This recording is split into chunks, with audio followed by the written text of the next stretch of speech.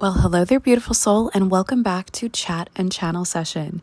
In today's session, we're going to be talking about signs, symbols, positive and negative synchronicities, plus making your own luck. So settle in, and before we get started, let me reintroduce myself to those of you who are returning. Thank you so much for being here. And to those of you who are new, welcome. My name is Danielle, hashtag damsel at These Enlightened Edits of damseldesigns.com.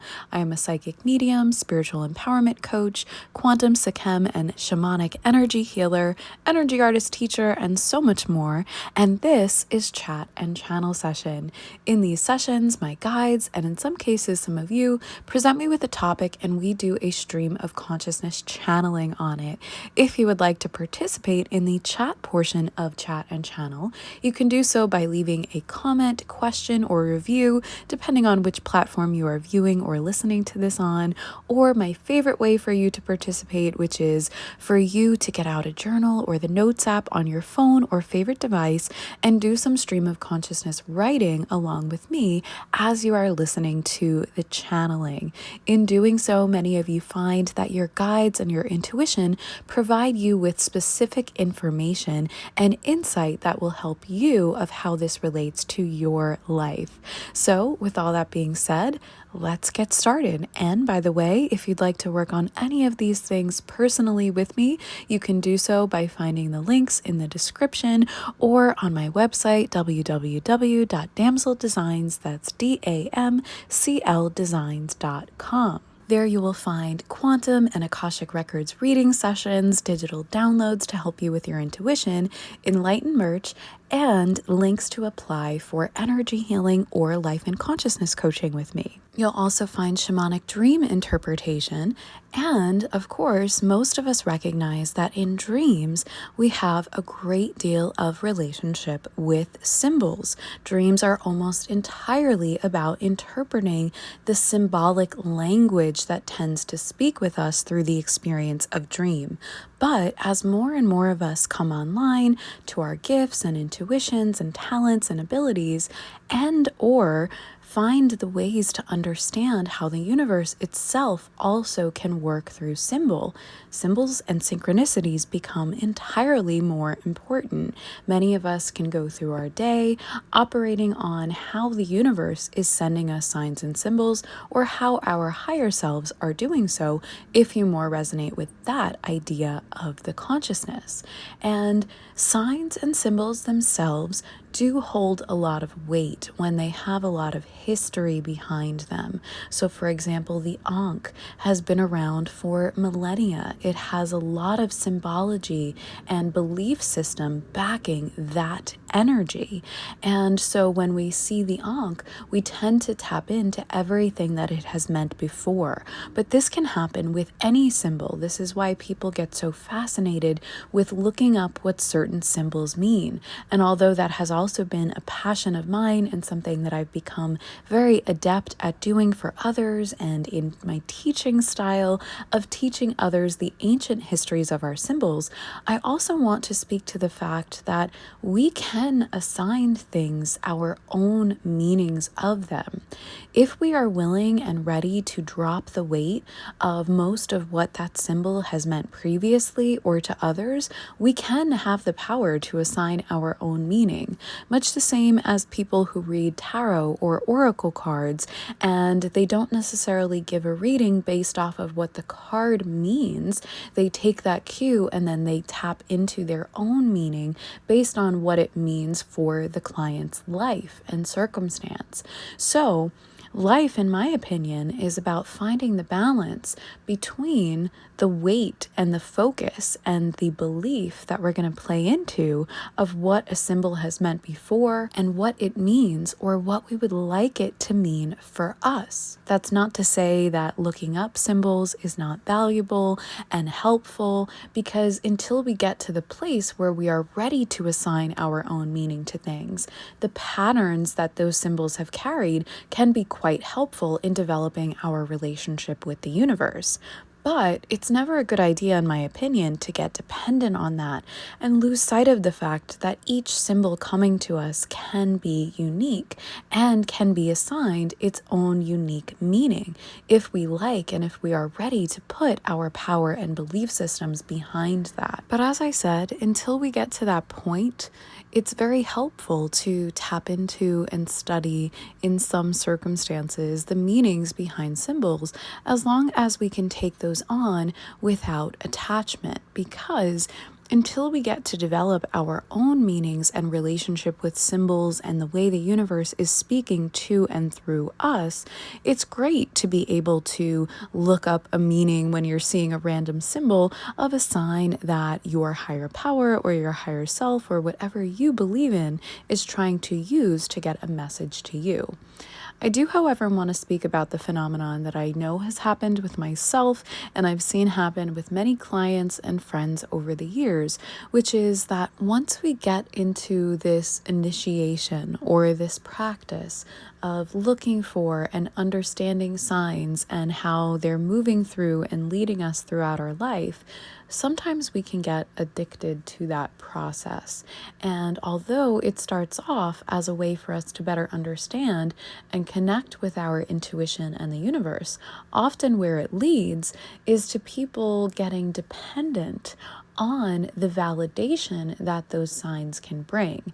And a road that once started to bring us more power and understanding and connection and consciousness can lead us to a place, in some instances, where we are constantly searching for signs in order to feel okay. And we look to those signs to either validate what we're doing or to take away our choice and ask for them to show up to lead us in a direction of what to do.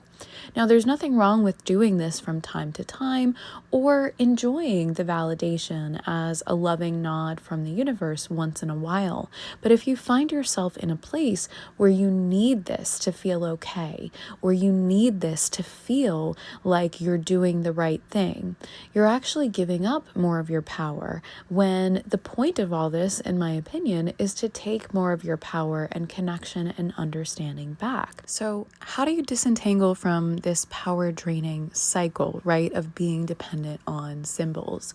Well, like anything, that's going to play into your belief systems and how much you've invested in the belief that you have to follow the signs, that you have to follow the symbols, or that you have to wait for them to show up in order to make a move.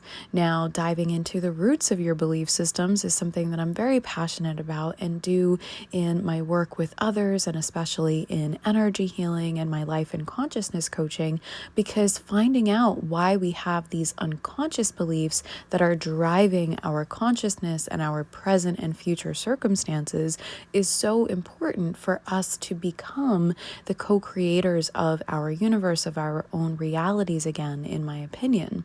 And so deep diving and finding out, well, when was the first time that someone or something in my life made me second guess myself, made me feel like I had to seek for their approval or wait for their approval in order to move in the right direction. And finding this and disentangling this from yourself, or healing this within yourself, can help you start to feel more okay with the process of pulling back in looking for, seeking for, or waiting for the validation of signs and symbols.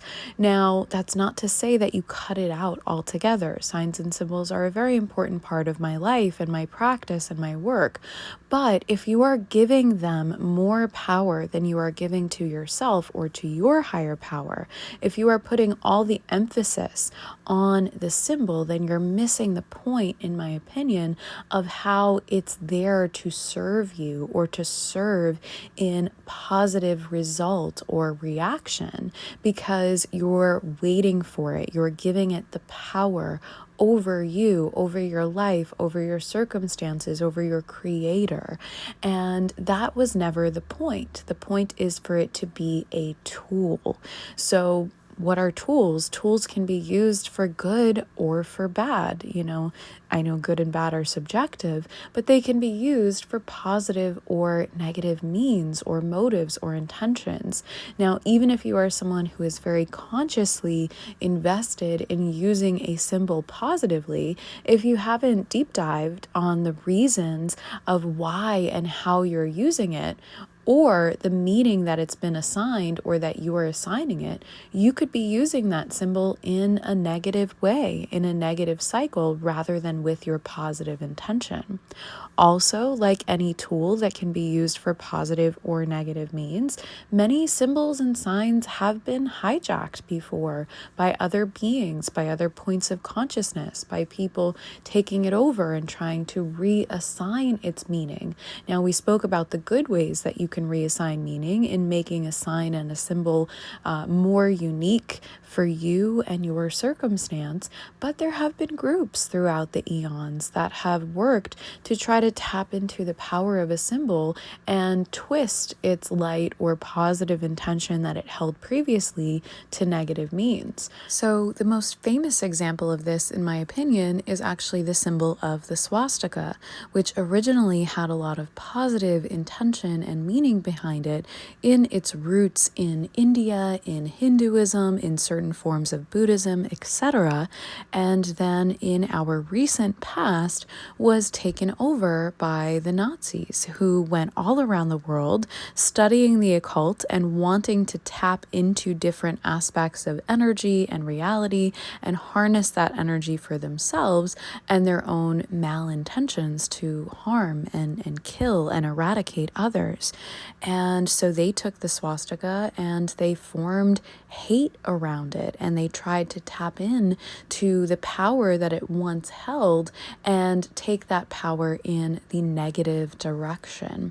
And this has happened time and time again. There are symbols also like the pentacle or the pentagram, which originally was a 5-pointed star to connect different aspects of the elements and energy, and now has taken on association with satanic meaning. So everything, remember, is how we define it and which belief systems we contribute to in how it's been defined before. So we do have the power to use any of these symbolic tools for negative or positive intentions, for positive creation or for harmful destruction. And we can reassign that meaning, as we discussed, within ourselves, but we should also be respectful of those who are very much still invested or tapped into some negative associated meaning behind it, and respect them in their soul sovereign experience if they are still seeing it as its negative association. Remember, we all have choice with our free will and where we put our focus, belief system, and consciousness in terms of if we are going to feed a negative or positive intention or outcome. Now, a lot of these things are done unconsciously. We contribute with unconscious consent to either validate someone's negative belief or negative intention of a symbol or experience, or to become conscious and contribute positively and turn it around within our own lives. In doing so, as I said, we should always be respectful of other soul sovereignty. If they are someone who still has or carries negative association or meaning behind a certain symbol, we can respect them in their experience while simultaneously respecting our choice to use something in a positive way. And in doing this, I believe we will have a lot less friction in the universe and in our world, or that is my hope at least, because right now, as it stands, we still have people that try to use these symbols for the negative meaning and for hate. We still have people throughout the world who try to draw the swastika on things to keep certain people and groups out and to be anti-Semitic and cruel and hateful. But we also have many, many Hindus in the world and Buddhists who want to to tap back into and utilize its original meaning that is still on many ancient monuments with that positive intention. And so sometimes we have friction between people that want to tap into the positive association of a sign and people who are using it for negative, or people who are still very much cycling in the hurt that that negative sign or symbol caused them or their families. So if we can be respectful of one another and one another's definitions and just take ownership and responsibility in only using those signs and symbols for our own, hopefully positive and harm to none means, I think we'll have a much better time operating as humans in this universe, using and working with signs and symbols. And this is also where it can become helpful to look up the original meanings of things and decide and discern and decipher which meanings you want to place your belief in. But it is helpful to know the full spectrum, if you are so inclined, of what a sign means, so that you can operate more peacefully and more productively within the world.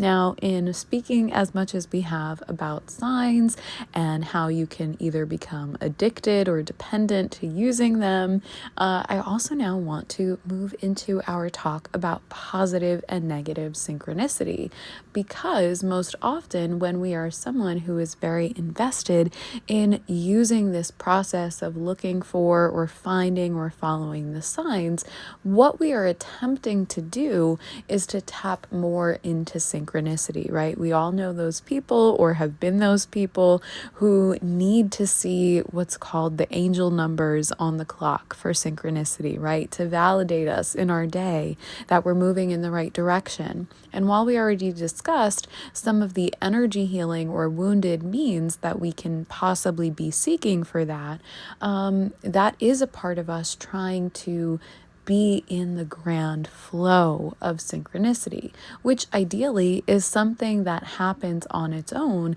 But a lot of us who learn about the occult, who learn about mysticism and the arcane, or our intuition, tend to get in this control mechanism where we try to then control the synchronicity, which is not a very healthy thing to do in my experience. It can be a tricky business trying to control synchronicity, when really the purpose, in my opinion, is to learn to control ourselves, our emotions, our power, and then allow synchronicity to work with that. But the belief system that many of us tap into is that we have to be in alignment for things to work out for us, and that we should wait to be in alignment to do anything.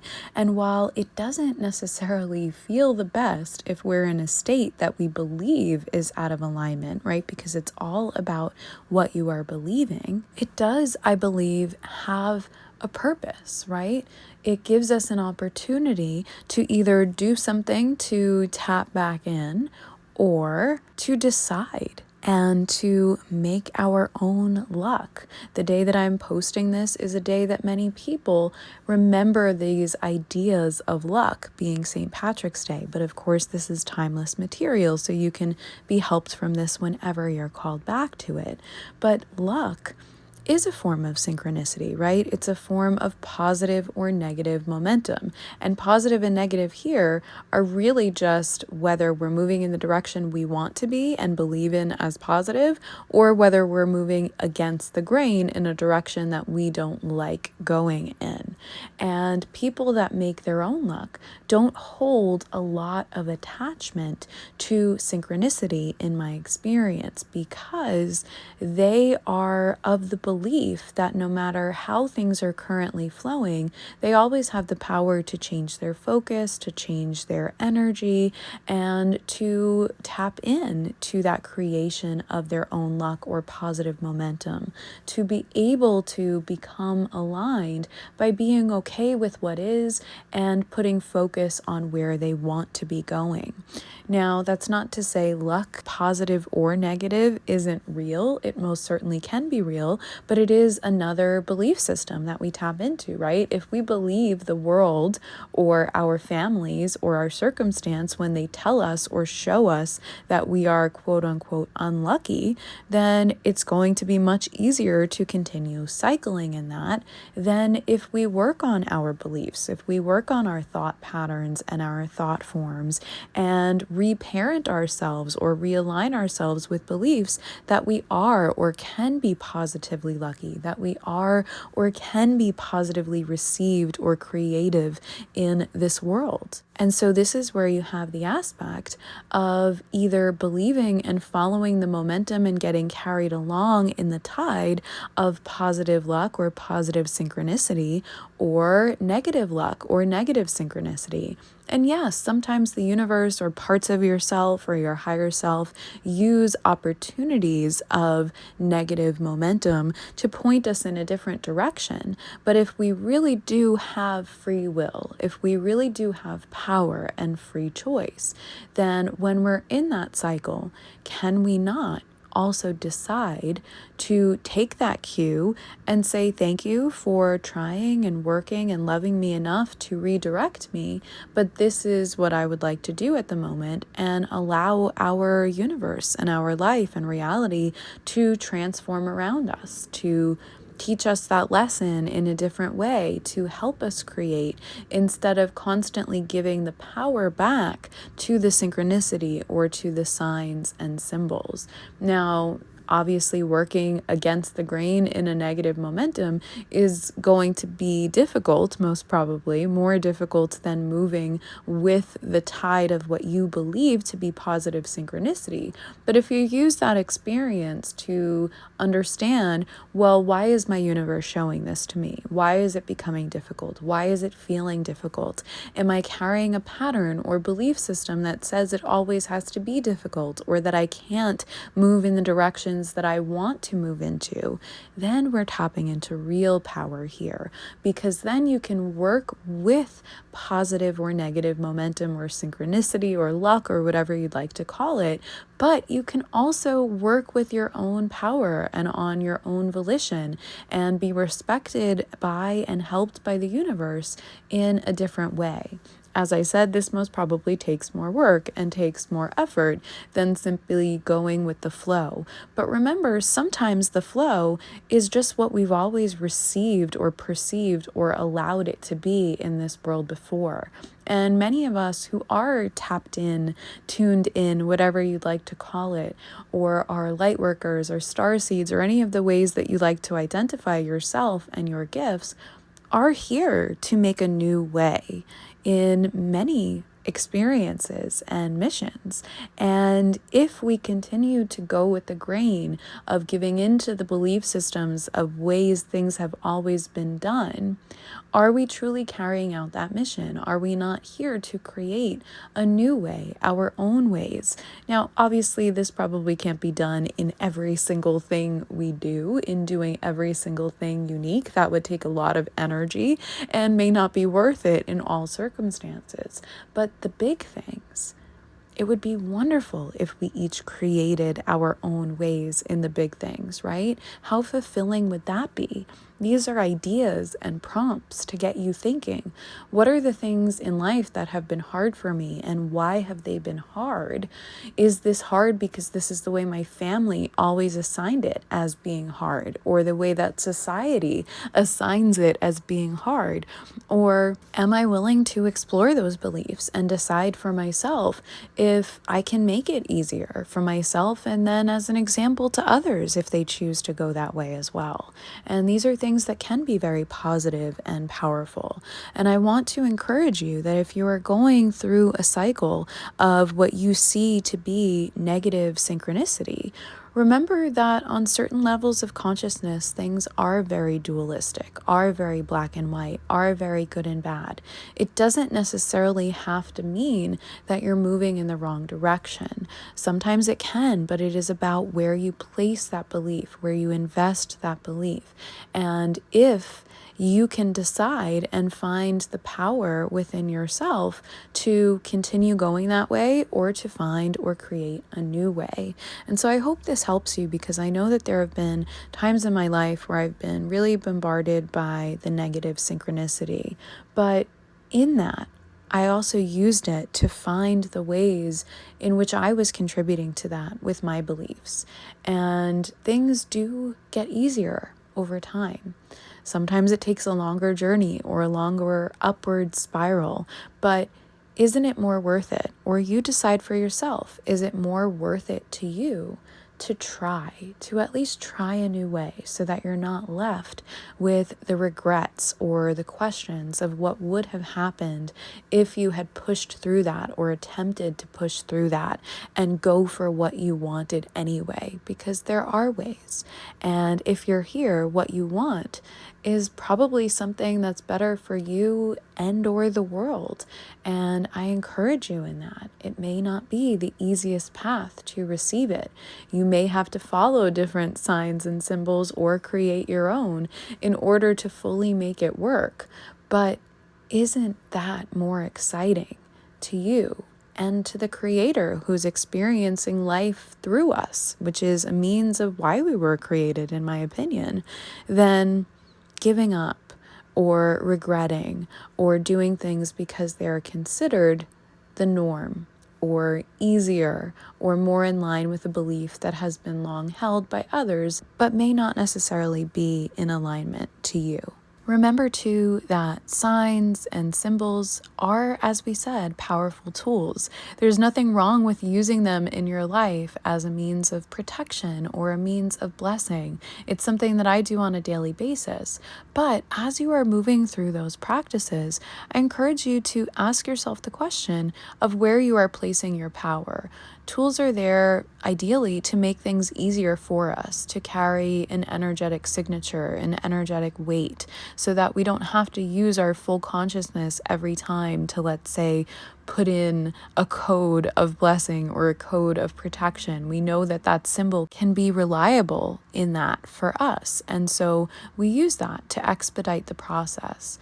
But if you are relying on that symbol to carry out the whole process for you, to not check your intentions or your meanings or your motives behind it, sometimes we are doing that more in dependency and fear than in creation. And we are here to create. We all have something to create. Some of us create very perceived, simple lives, and some of us create things like music and art or tools for other people. But whatever we're creating, we are always creating. Every life is a creation. And I hope that today's session, and trust that my intention for today's session can carry through in giving you things to think about as you move through this life and journey with signs and symbols and synchronicity. And if you are looking for more information on creating your own luck, there is a wonderful book called Conscious Luck that I think you will find helpful.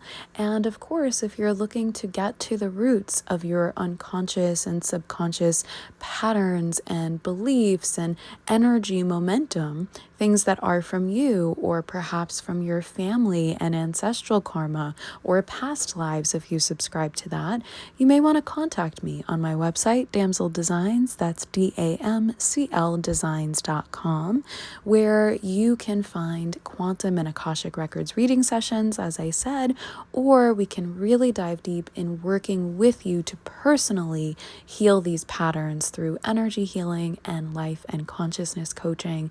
There are also, as I said, digital downloads and enlightened merch items that will really get you flowing in your own means of symbology and intuition, in my opinion. And I would love to work with you in any or all of these ways. But whether we ever work together personally or not, I am so grateful that you are here today as a chat and channel session listener. I'm grateful if this is your first session or if you are returning. And I hope that you'll check out some of the previous chat chat and channel sessions as well, either through the listening platform or on my YouTube channel, D's Enlightened Edits, where you will find a playlist with the backlog of chat and channel sessions from before we were uploading across all the platforms. Wherever you prefer to listen, I hope that you become a subscriber or a follower. Know that you can also catch me usually on the daily on my Instagram at D's Enlightened Edits for other spiritual inspirations.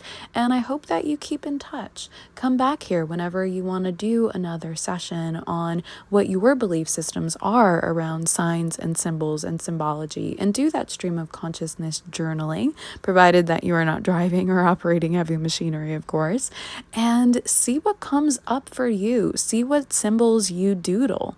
Doodles have meaning. They are a means of bringing energy out of the inspired space or the thought space and into the physical world. They are light codes, as some friends and I like to call it.